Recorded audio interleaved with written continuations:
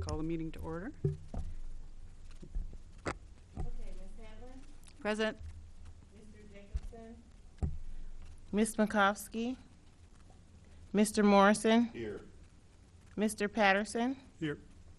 Ms. Salmon, Here. Ms. Waller. I don't believe we have any changes to the agenda. I know we just got a copy of the minutes, but did anybody have any comments, changes? Okay. Do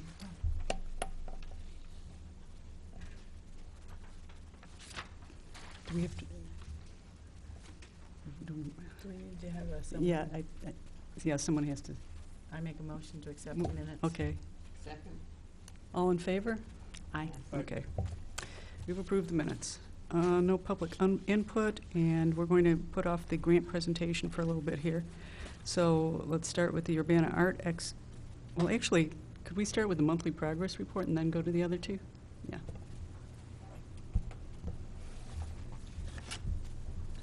So, yeah, the most information on the Urbana Art Expo is in the progress report packet here. We had a very successful first year of the Urbana Art Expo for an inaugural year. Over 380 people attended. That excludes the 22 artists and their assistants who showed at the Civic Center. This was this past Sunday, September 13th. Let's see, we generated around $5,300 in sales in just one day. The city charged a commission fee of about 10% to benefit the public arts program. And of course, we received strong support from 40 North, as well as the Urbana Park District and Champaign Park District for our first year expo, and a lot of great volunteers. Especially want to thank Jason for all your effort you and Yes, Pauline thank put you. in Thank you, I'm glad you mentioned that. I was going to transform our civic center into a lovely place to display and hang art. Arts in the schools grant, the proposal period closed on October 2nd. We received 7 applications, which is really quite good, considering First there time. aren't all that many schools in the area, so 7 is really a good turnout. We had our first round of jurying, which recommended 3 finalists, and those notifications are I believe, going out today. So then we'll be moving forward with the second round of review in the application process. I believe the next deadline, the next milestone is November 6th. So the next round of decisions would occur after that. There's a period of time for the finalists then to submit additional materials in the review process prior to the second jury meeting. The artist of the corridor is Ellie Pinzarone. She's also, in addition to being a local artist and art educator, she's also the founder of Ellie Pin Studio, which is located at CoLab at 206 West Main Street in downtown Urbana. Our next artist of the corridor is still being decided, but I think we're very close. Actually, we had, I think we had a little bit of a time crunch, but we have a local artist who we've approached to be the next artist of the corridor. Art at the Market was held on September 12th. We featured hula hoop making, workshop with Braswell Magic, and a musical performance by Rebecca Rigo and the Trainmen. And we had a special edition of Art at the Market, which normally our sponsorship for the event would have run out, but Weisskamp Printing led a family-friendly printing workshop, and we rescheduled the performance for Rebecca Rigo. I'm sorry, which was canceled, so it didn't occur on the 12th. So we made up for it and extended Art at the Market's presence at the farmers market. A dedication was held in honor of Phil Strang and Nathan Westerman for the Murals on Glass. We had about 10 guests attend that event. Our current episode of Art Now is out and online. We continue to have good, strong performance through our social media marketing, And I'd say we've had good response as well from our printed publications, including the Urbana Sculptures brochure. Lastly, in fundraising, in addition to the NEA Artworks grant that was submitted in collaboration with the Public Art League, that was the Boneyard Electric grant, staff recently submitted a NEA Our Town grant in collaboration with IMC, the Independent Media Center located in downtown Urbana. This grant, we've been working with IMC for months, formulating the idea for this grant, entitled Open Scene, Debuts of Youth's Views in Downtown Urbana. And if awarded, this grant would focus on the experiences of youth and using arts-based facilitation to help them express and express their views through an artistic medium that's open to the public, and then actually lead and engage workshops with the public centered around the future of the IMC and the future of downtown Urbana. Lastly, not in the report, yesterday, Visit Champaign County, the Convention and Visitors Bureau for the county, hosted a public art tour for all of Champaign-Urbana for a team of folks who came out from Rockford, Illinois, including the president and CEO of Go Rockford, which is VCC's counterpart for Rockford, as well as representatives from their local public arts groups and Park District, as well as the Rockford Area Arts Council. So we were able to spend a good amount of time with this group. I think there were about 6 reps from Rockford. We were able to take them on a walk with Public Art League members to talk about the concentration of sculptures that are there in downtown Champaign. We were able to take them to our new Boneyard Arts improvement area and tell them about the art that and Jack Mackey's role in establishing that beautiful amenity, as well as Sarah Deppy's Athirst. So they were very pleased by that. They saw the Best of Africa mural, the Glenn Davies mural. If you haven't seen that yet, that's a nice treat. The African Savannah and an African Market on the side of the building at 208 West Griggs. And then Tim Bartlett, the director of the Urbana Parks District, led a tour of the sculpture garden out at Meadowbrook Park. And then we drove around and pointed at other things, but the tour spent about an hour and a half at those 2 sites in Urbana, and really enjoyed it. I think their primary interest in Rockford is doing a sculpture program, so they really honed in on a lot of the experiences the Public Art League had to offer, and a lot of the stories that come along with managing a collection of sculptures and how the public interacts with sculptures.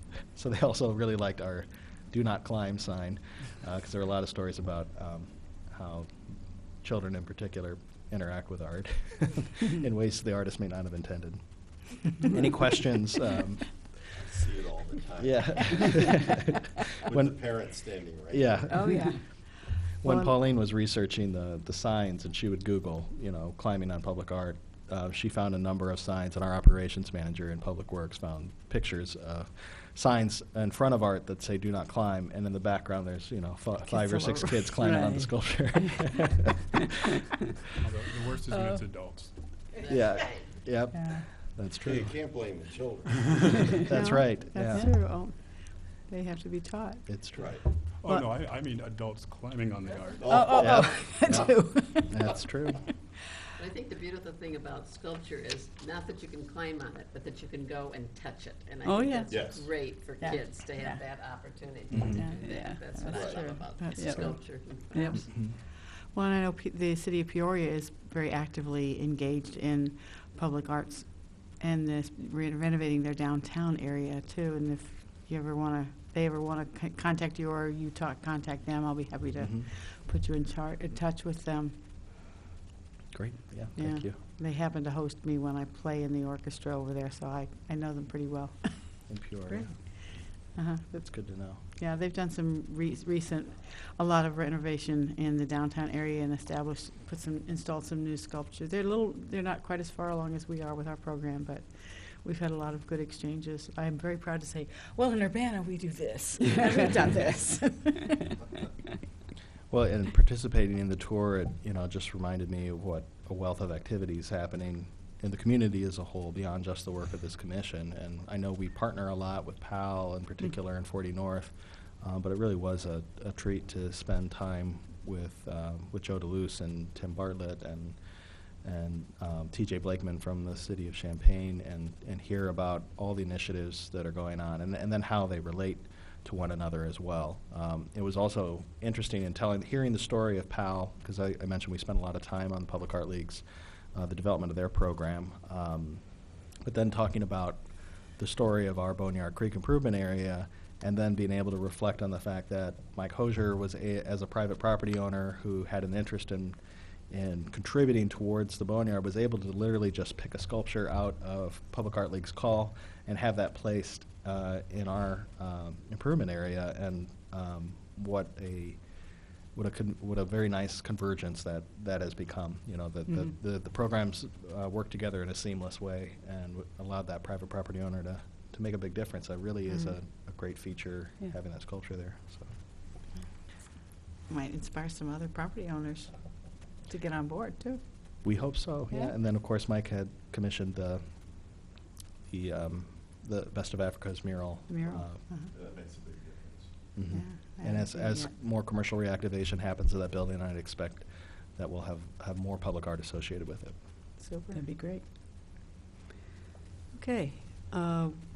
I guess the next thing we'll turn to would be the Urbana Art Expo. If anyone has anything they want to say, either about what the expo was like this year or ideas for next year. I guess you were there too. Oh, yeah. We had a follow-up meeting, and it was good. I mean, it certainly surpassed my expectations, and my expectations weren't low. When I was telling people that my expectations were passed in about the first 10 minutes. People were there before we opened, and I mean, I literally saw people with their checkbooks already out. Like, they came there to buy art, and it's showing in my own work. Like, I don't usually plan for selling things. I just try to, show the best show as you can, and that's kind of how I was expecting. I assumed something would sell, but it went smoothly. I mean, I can't think of any snags or any issues that we had, and people, the participants and the sort of the audience that came all seemed to really enjoy it, and it was pretty smooth, and I'm excited for next year. Yeah. Yeah, I had people come up to me as they were leaving and say, "Are you going to do this again? We really enjoyed it." And I think people especially enjoy having the chance to talk to the artists and get to know them and know more about their work. That makes a big difference. Oh, yeah, definitely. And I think the nice thing was that we didn't have so many artists that it was overwhelming. I mean, I think it was a good number. I know we're talking about perhaps expanding it a little bit more next year, and I think that's okay, but I think it kept it from being cluttered. It was manageable. Yeah, and I think having it juried was also good, just because the quality of everything was at the same level. I don't think we had anything that was not good. So, yeah, I mean, we were really lucky. Everything just went well. It really did. Yeah. It was also a beautiful day. I was there for about an hour in the morning, and there were a lot of people that were coming in, and the energy was good. The artists were very happy, and they were passing along comments to share with the city, which I guess are being compiled. Or Yes, maybe you have them in the follow-up meeting, I don't know, but I think Pauline was working on that day, I know. Yeah. But in general, the feedback that I got was very positive. And a lot of people now know where the Civic Center is. I was totally surprised that people didn't know where the Civic Center was. So it revitalized awareness of our population and about the Civic Center. And ideas began to flow that day about how we could maybe use the Civic Center in different ways and new ways and things we hadn't thought of. So all that creativity, I think, was very good. I even finally met my next-door neighbor. There you Because go. he was one of the displayers. I had met his mother, but I had never met I had always heard this guy in the garage in the early morning working and creating something, but I had never met him. And that art expo brought two neighbors together. There you go. That's great. Sorry, I was out of town. Yeah, you really would have enjoyed it. But I think the other thing that's nice is now we've kind of gone through our baptism by fire, and we know what we're going to need for next year, and we'll be able to plan even more efficiently, I think. It was pretty successful for a first-time venture. Oh, I mean, yeah, it was very there was, successful. I expected like the follow-up meeting to be like, okay, this is what we can't do next time. And there wasn't really any of that. I mean, if No. we did it the exact same way, I think it would be okay, but we do know things that we can do better and improve on, and how we can sort of, and one thing, I mean, something as an artist, what I was focused on is what sells and what doesn't, looking out for the artist. And now we have a little bit more of advice to say, like, this is what sold a lot, this is what didn't, and what sort of, because I mean, some artists actually came and they weren't even intending to sell, they just wanted to exhibit their work, and that was fine. I mean, there's, I think, 2 artists who were kind of in that sort of niche, and they were successful, and they were, happy they got to do it. So Yeah. it was really successful all the way around, and all the improvements are just sort of encouraging things that we can get to do next time. Yeah. So yeah, it was to say it was successful, to say the least. I was really, really happy with it. Yeah, and I also want to say thanks again to 40 North. They Oh, yeah, really absolutely. helped us in all kinds of ways. Yeah, So, they're pretty amazing over there. yeah, so it was really nice to have their support. Okay. Anything else? I as someone who hasn't been as involved in the review of the expo, I'm curious, Jason, do you think that this will be a 2-day event next year? Are we Oh, leaning in yeah, that we- direction? We We did talk about We it. did talk about Yes. it, and I think Mhm. I think the biggest thing, actually, I think Pauline was worried that the art wouldn't be She's safe. worried about security. Well, security's all. We were all like, Yeah. yeah, let's do it, and she was kind of She was worried. She said she wouldn't be able to sleep. I think somebody suggested that she just, have a sleepover, and she took it pretty seriously. And I was like, but I think that's a good idea. Okay. I know one of the challenges was that our timing in conceiving this and trying to pull it off the first time is Right. that it had already been booked for an evening event in the weekend, which means Mhm.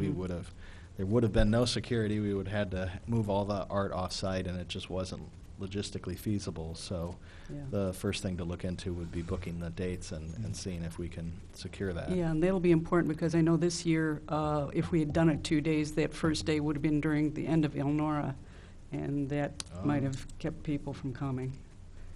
So, I mean, I'm all for the idea, but we got to be careful about when we Yeah. plan to do it, so. Okay. Okay, if there's nothing else on the Art Expo, then we can just briefly talk about arts in the schools. And Barbara, you were on the jury? Yeah. I mean, were you happy with what you saw? Overall, yes. Good. It was difficult at times because you could tell that the intent of all the educators who applied were looking after the best interests of their students and trying to give them quality experiences and bring quality either to their experiences to their school or provide opportunities for their students to attend events and be exposed to various events and projects. And we had a very intense meeting. It was very involved, lots of questions and comments, and we picked 3 out of all the, was it 7? 7, Mhm. yeah. And so I think for a first time, Mm-hmm.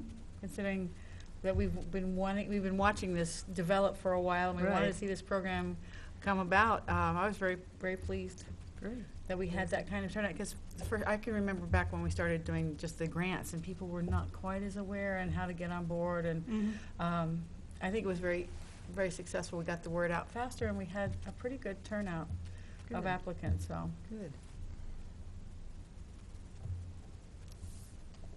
Did we, Yeah, some of the main feedback I heard from other jurors as well was that the hardest part is that we can't say yes to more people.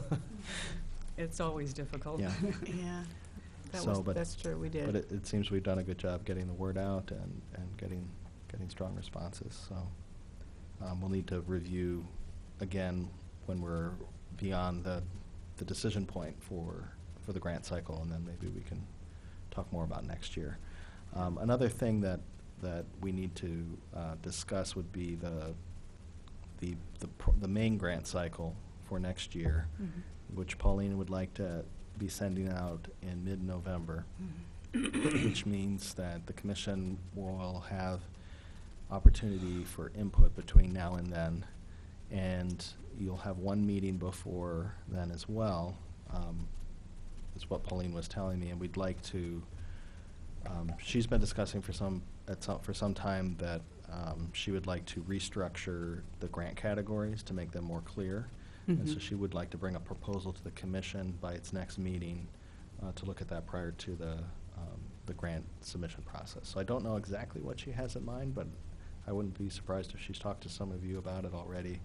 And she really just wants to clarify or create greater clarity, I think, for the applicants and artists who are looking at the different categories and making sure that that's very clear for everyone Okay, involved. I think I kind of know the history of it, so I probably should talk to her about that a little bit, Okay. so. Yeah, I mean, and in some sense, we can, do we have a specific grants working group? We did last We year, have in the past. but I think, Would anyone else? well, take a- John, take a keen you interest were in on it this? last year, right? I can do it again. Yeah, I think last year was my second or third time. It helps. if well, you've would you gone like to through do the- it? Yeah, If you I have mean, it, I'm okay. not trying to I put you on have the to do it spot. With whoever's in charge, yeah. Okay. Okay, so, It's been evolving and getting better every year. I think we learn more each year how Right, to make it more effective and. right. Well, and now we can do a lot of it online too, which Yes, helps a absolutely. lot, Yeah. because there's a lot of material there. Oh, yeah, I'm sure. Oh, yeah. Yeah. okay, so I'll make a note that Pat and John, that we'll follow up with you in the meantime, Sure. Okay. and we can have a little more. Yeah, because I was on it kind of when we first formed it, was on it for several years after that, so. And we still have a few minutes before our Yep. grant presentation. Right. So maybe we could do announcements if that's amenable to everyone. I think Jason had an Jason, did you want to announcement. say something? It's Announcements? announcement time. Oh, well, it's a while from now, but in February, I'll be having a show in Chicago, at Niche Gallery, NYCH, in Pilsen in Chicago. It's still, even though it's not early, it feels a little early on the planning what I'm going to do, so I'm not exactly positive on what the theme will be, but you're all invited. It'll be I guess we haven't figured out, it'll be the second Friday of February, because that sort of strip of galleries in Pilsen always do the second Fridays instead of first Fridays.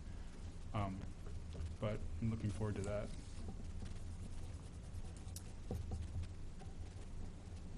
Wonderful. And it sounds like Joe Coyle is available to make his good. Oh, presentation. great. Yeah, I'm here. Oh, hi, Joe. Hello. Hi.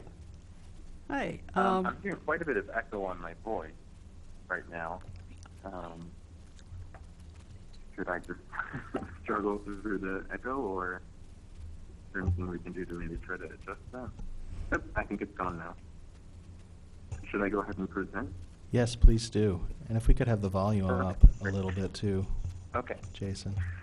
So my project Thanks. was a creative writing and music production workshop project at the Champaign County Juvenile Detention Center.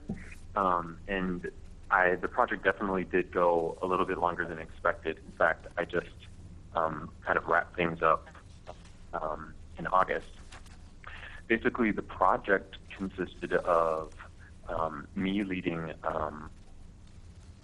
about 52 workshops at about 2 hours each at the detention center. And the workshops were generally open form. They were both small group and then also sort of one-on-one. And I'll talk about why I ended up going more with the one-on-one model in a little bit. But basically, the writing workshops are very open form. I would bring in my laptop, which had a lot of instrumentals downloaded on it, many of which were songs that were requested by the youth participating. Sometimes I would bring in different writing opportunities, contests, different magazine proposals for entry, and every participant would kind of take it from their own angle. Everyone had very different kind of investments in the writing process. Some were using writing as a way of kind of emotionally processing their experience of being detained. Others were writing, political sort of essays. There's especially a lot of writing that happened around police brutality and, Mike Brown and other deaths had become popular issues to write essays around. And then also I did the digital music production with the youth, and that programming didn't last as long because the staff at the detention center were concerned about certain kinds of lyrics that might get written for that kind of programming. So in fact, they asked me to discontinue that programming. So the majority of my work with the kids for this grant focused on writing in the workshop settings. So I ended up going with the one-on-one format because in the small group settings at the detention center, not every individual identified as a writer or wanted to write, and what ended up happening is staff would issue consequences for those who are not expressing themselves. And of course, that's sort of the last thing I wanted to have happen is sort of like forcing someone to creatively express themselves. So what I ended up doing instead, and it ended up taking up a lot more time, but I think in the end it was worth it, was just every time I would go in for writing workshops, asking which youth were interested in working with me, and they have a specific space within the detention center called the Fishbowl, and they call it that because it's basically a surveillance room. It's in the center of the main space of the detention center, and it's just a glass-walled room. But it gives me, working with youth in that room gave me an opportunity to really develop a sort of like more meaningful relationship with individual writers, and I think it also allowed for them to express themselves with more vulnerability rather than working in the small group settings where there were between 5 and 10 youth all in the same space. And then it also allowed me to really focus on writing skills with individual youth as well. And because they were working on my laptop, most of the writing happened directly on my laptop. Some youth preferred writing with paper and pencil, but most of the writing happened on the computer itself. Working with youth in this way also allowed for this sort of like long-term writing project to emerge. So, a lot of youth were writing complete sort of like poetry books, which I would then print off, and they would, take home with them after their stay at the detention center. And then, of course, there's also the issue of recidivism. So I've worked with the same youth multiple times who've kind of been in and out of the facility. So saving their work on the computer allowed for them to sort of return to those projects they were working on when they were last detained. And I think for many of them, that was also a really important sort of like way of processing their experience, and how where they were at now is maybe different from where they were at when they were initially writing. And so they can sort of like track their experience over, a period of time and then build on that work. So a lot of youth would sort of like return to poetry or writing projects, and either make revisions to previous writings or kind of like start building a larger corpus of work. So that was really exciting. Let's see. I guess I should talk a little bit. I don't know how familiar you all are with the detention center, but it's a short-term facility, and it can house anywhere, an average, I'd say, of total residents there would be between 15 and 25 youth. I think they have a max capacity of maybe 30 currently. And the youth can be anywhere between 10 and 17 years old, although it's pretty rare that you see 10-year-olds in the facility. So the average age is probably about 14 to 16 in terms of the youth that I was working with. And many of them, I mean, they're all there pre-adjudication, so they're awaiting sentencing. And some of them are there for longer periods of time, especially if they're facing adult charges, if they're being tried as an adult. So some of those youth I was able to work with over a series of months even. And some of those youth in particular had really developed a large body of writing. So currently, the big product that came out of the workshops is this poetry anthology. It was a poetry and other writing sort of anthology, which I sent to Pauline. I'm not sure if anyone in the room there has had a chance to look at it yet. But that's sort of a collection of all sorts of writing. And some of the writing actually is from workshops that I led before the Urbana Arts Grant, but the bulk of it is writing that happened during the duration of the grant. And the content is wide-ranging, and I think it really reflects the sorts of the varied reasons why youth even would want to engage in creative writing in a space like a detention center. So some of them detail emotional or familial struggles. Many of them are detailing their lived experience of the detention center itself. Some are engaged in sort of political conversation over police brutality and racism. Many of them are written as sort of letters to grandparents or even children. Let's see what else. And you know, others are detailing their lived experience on the outside. So whether it be, you know, their life in their community or the sorts of problems they're seeing in their, you know, immediate communities. Some of their struggles with crime or gang violence or drugs. I think a lot of youth also use the writing platform as a way of sort of working through, you know, the reason why they may have ended up in a space like the detention center in the first place. I have not. The plan is to publish the anthology.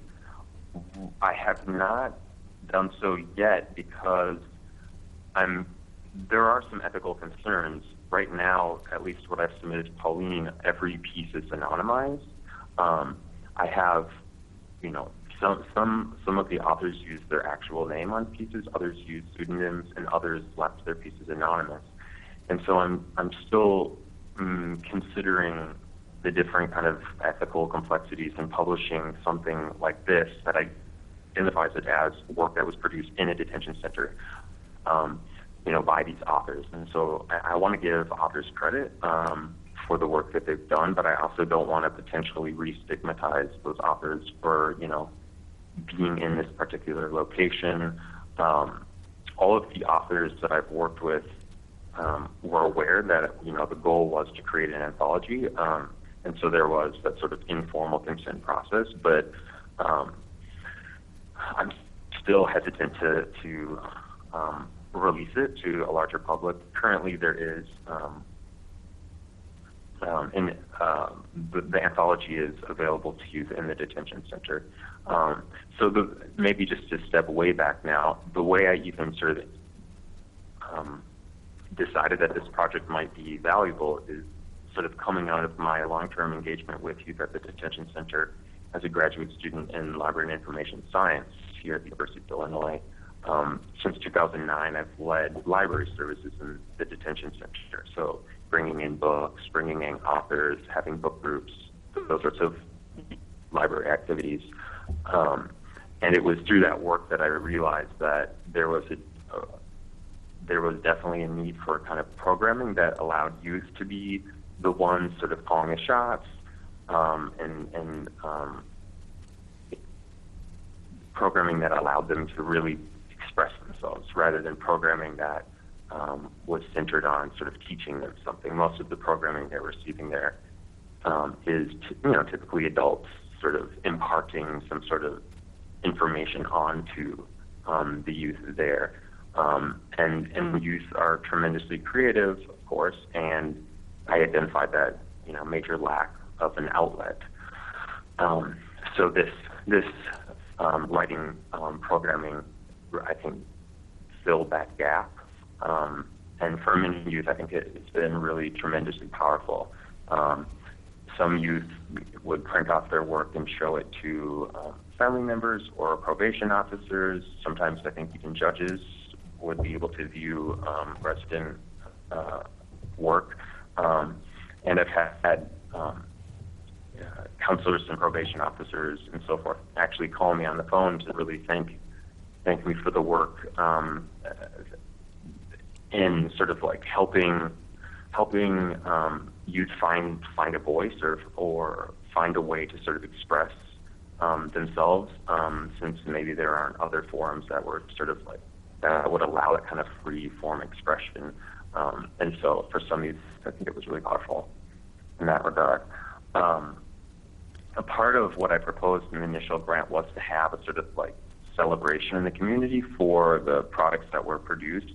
And that's another element that I didn't carry forward, and that's mostly due to the sort of complex ethical and bureaucratic limitations in pulling an event of that sort off. Many of the youth that I worked with are in long-term facilities. Many of them are no longer in town. Some of them are banned from particular community locations that identified as a possible sort of like meeting place. So there are all of these sorts of layers wherein many youth would have been excluded from the outset. So I decided not to try to pull off the larger sort of community celebration of the work. However, since I'm still sitting on this anthology and just kind of working through some of those ethical complexities of assigning authorship, eventually it will be released. The plan is, at least at a sort of like community level, I would like to get copies into the public libraries and some other community library settings. So there may still be the possibility of holding a sort of celebration for the book project itself. And then just finally moving forward, so I'm now a PhD student in anthropology, and I'm still engaged in outreach to the detention center, not through my program, but just through a sort of like volunteer sort of liaison role where I'm connecting students in the library and information science program to different library programming opportunities within the center. And so the possibility of continued sort of writing workshop programming is still on the table, and I have this sort of like long documented project that can kind of serve as a model for other students who are really interested in this population and wanting to pick up the project. So the door is still open for this sort of programming to continue and flourish and build on what's already been established. And I'm happy to take your questions. Okay.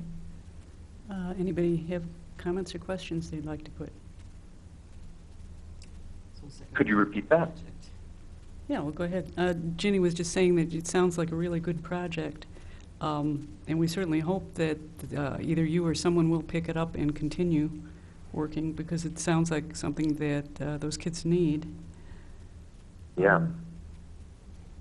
Anyone else want to comment or say anything? Thank you for all your work Was and there- your efforts. Yeah. I think giving Sorry, them I'm the hearing a lot of echo and overlapping voices. Was there a question there or not? No question. Ginny was going to say something. Oh, I was just going to say that I think there's wonderful that you give these children the opportunities to express their ideas like this in written form, and I think our commission would really like to see some of the work that they did too. I think that would be wonderful. Yeah, and we did receive Joe's submittal on that. We are waiting for the remainder of the reporting materials for the grant, and then we will provide all the documentation to the commission as a whole. Okay, great. It'd be great. We're looking forward to that. Well, I think we'd just like to say thank you then for all your hard work, and we hope that that work is continued. yeah, Thank thank you. you so much. And I'll happily send in all the materials within a week. And yeah, I really appreciate being allowed to carry this work forward. So thanks so much for giving me the opportunity. Okay, well, thanks very much, Joe. Thank you, Joe. Okay. Bye-bye. Okay, I think that's pretty much it. Anybody have any other announcements? May I invite everyone to attend the Champaign-Urbana Symphony opening concert next Saturday, the 24th?